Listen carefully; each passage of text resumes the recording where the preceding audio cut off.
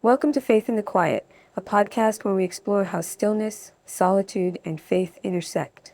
I'm Pamela, and today we're diving into an essential spiritual practice that Jesus himself demonstrated: silence and reflection.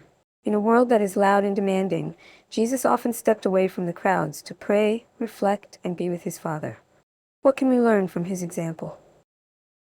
One of the most powerful moments of Jesus seeking solitude is found in Mark 1:35. Very early in the morning, while it was still dark, Jesus got up, left the house, and went off to a solitary place where he prayed. Jesus, who had the weight of the world on his shoulders, made time for silence. If moments of silence, prayer, and reflection were important to him, it must be important for us too. And Jesus didn't just model having a quiet time with God. He also taught about it. In Matthew 6:6 he says, "But when you pray, go into your room, close the door, and pray to your Father who is unseen. Then your Father, who sees what is done in secret, will reward you." This also teaches us that true connection with God happens in stillness. It's not about loud, public prayers. It's really about quiet, intimate moments with our Creator.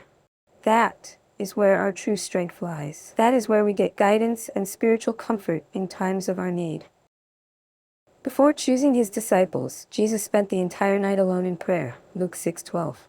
Before facing the cross, he withdrew to the Garden of Gethsemane, Matthew 26:36-39. These moments of solitude weren't just times of rest, they were times of preparation and strengthening. When we pause and reflect, we open ourselves to God's wisdom and renewal. So, how do we follow Jesus' example of silence and reflection in our daily lives? Here are 3 simple steps. Number 1, start with small moments. Set aside even 5 to 10 minutes a day to be silent before God. Number 2, limit distractions. Find a quiet place, away from noise, notifications, and demands. Number 3, reflect on Scripture. Meditate on a Bible verse and allow God to speak through His Word.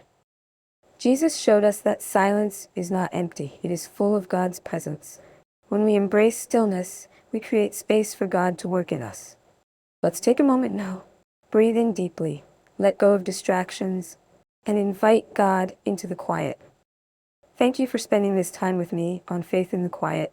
If today's episode encouraged you, I'd love for you to follow this podcast and share it with someone who needs a moment of peace.